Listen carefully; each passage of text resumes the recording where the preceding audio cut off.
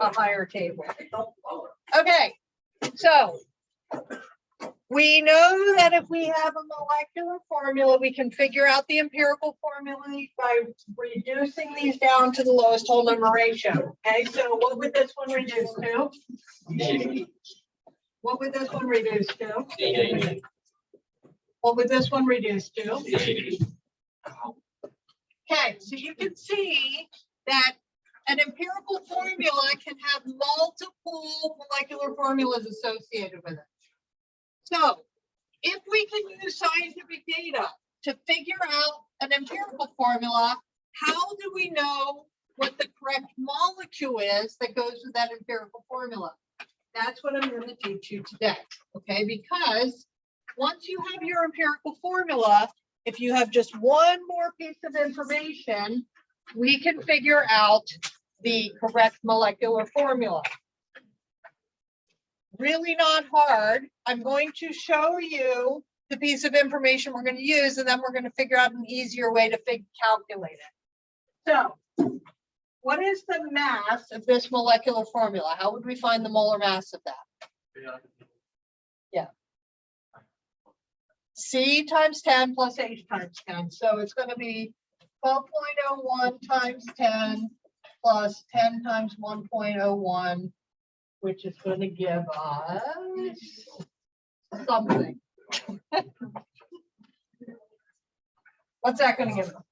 130.2? Is that right? 130.2. Say if we were going to do this one, it's obviously going to be half the amount of that one. Brody, sit down. If we're going to do that one, it would be 24.02, 26.04. Okay, so you can see that different molecular formulas have different masses. Okay, so that is the extra information that we need in order to get from empirical formula to molecular formula. If we know the mass of the molecular formula, then that will tell us the molecular formula. So it seems simple, but unless you want to go through every possible empirical formula, do the math on it and figure out what the correct one is, we're going to give you a little shortcut. Okay, so what is the shortcut? Well, let's do the example in the packet. We'll do two examples. And then the rest of the time will be yours. We will have our quiz tomorrow. What I will do is I will give you about 10 minutes at the start of the class just to kind of refresh yourself on what we were doing. Oh my gosh, it's like a 15-point quiz. Okay, so if we know the empirical formula, so for example, it says the empirical formula was CH. If the molar mass of the compound, in other words, the true molecular formula, if its molar mass is 78 grams per mole, what is the molecular formula? We could take every possible molecular formula and add until we get to 78, but the easier way to do it is to figure out how much bigger this is than this molecule. What do I mean? Well, what is the mass of my empirical formula?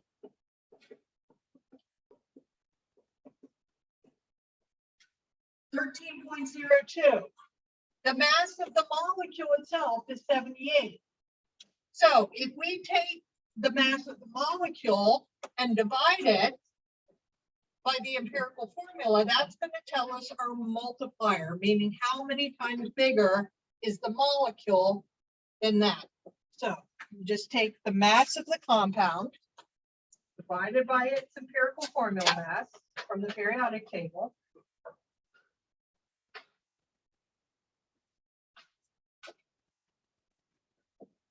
It's going to be really close to a whole number, okay, because of sig figs, it might not be exact. So you're going to just round it to a whole number. This now becomes our multiplier. So if this was C1H1, This is 6 times bigger. So we just take each of those times our multiplier to give us our molecular formula. Because this is 6 times heavier than our empirical formula.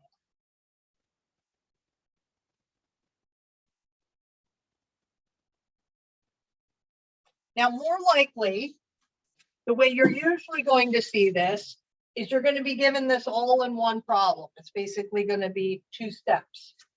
So let's do example 2, and that'll refresh you on your empirical formula stuff too. Okay, so here is example number 2 in your packet. I don't know why this information is in that problem. It's not relevant. It's just a red herring. You know what a red herring is? It's actually a fish, but it's information that's thrown in to confuse you. So you're gonna tell me a blue heron is the word for Herring, red herring. Okay, a sample of indium chloride is found to contain 0.2596% of indium, 0.2404% of chlorine. What is the empirical formula? Okay, so this is where we do percent to mass, mass to mole, divide by smallest, round to whole. So indium chloride has indium and chlorine in it. So those are our 2 pieces. Change the percent signs to grams. So there's your percent to mass.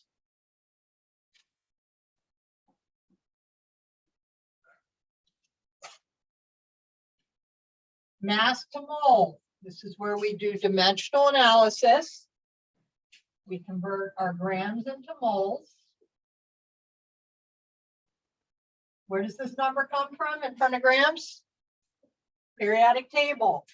It must be the mass of the element you are converting those. So this is indium. Here's one we don't use very often. 114.82. Chlorine is 35.45.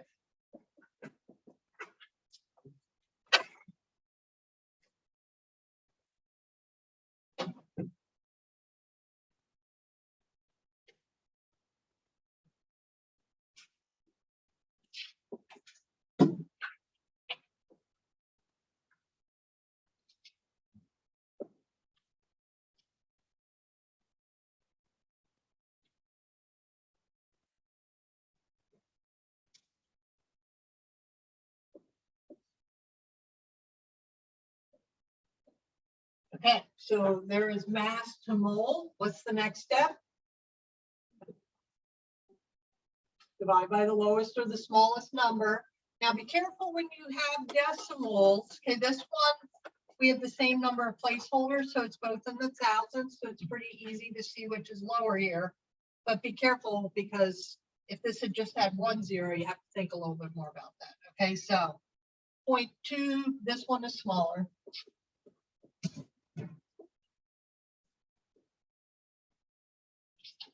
Whoops.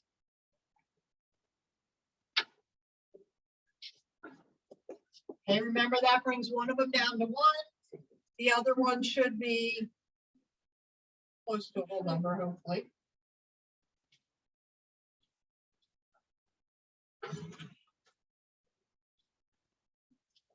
.99, which means we just round it to the nearest whole number. Empirical formula, these just are the subscripts. So IN1, which I'm not going to write, Cl3. So that is the answer to the first part, empirical formula. Now it's going to continue, and it says, what is the molecular formula if the molar mass is 644 grams per mole? Obviously, this does not have a mass of 644 grams per mole. So this is where we take the mass of this, the total mass of the molecule, and divide it by the smaller mass, which is going to be the mass of the indium chloride. So indium, again, was 114.82 plus 3 times the chlorines.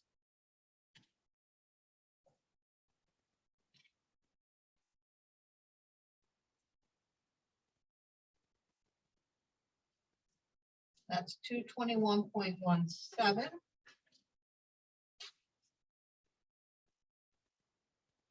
And that should give us something very close to a whole number.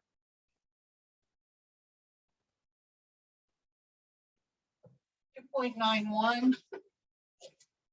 And again, since these have to be whole numbers, we're going to round that up to 3.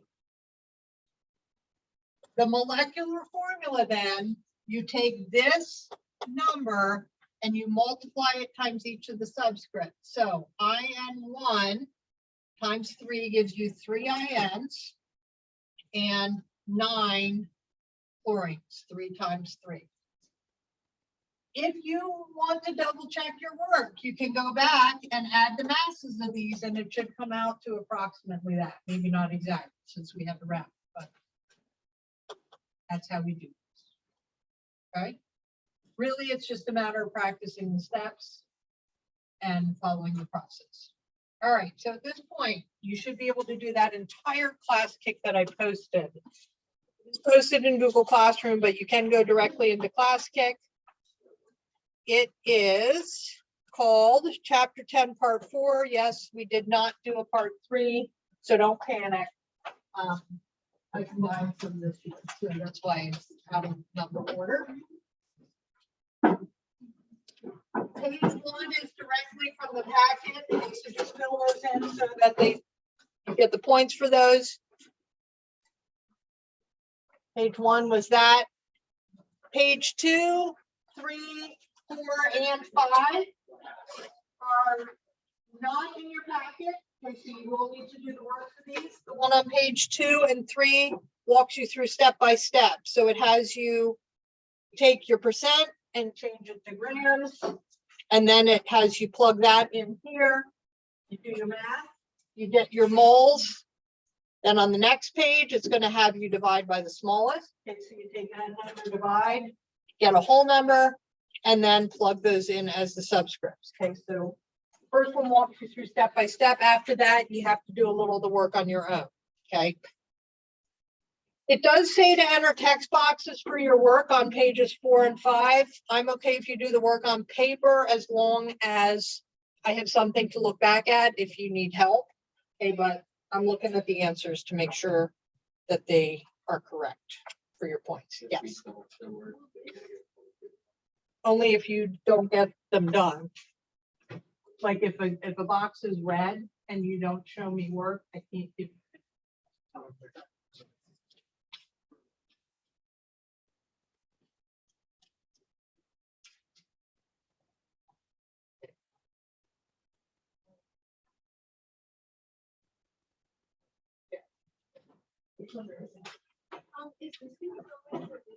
Yes. This and the quiz that you take tomorrow will be in for this marking period, and then there will be at least one left. And then probably. I think it's the same thing.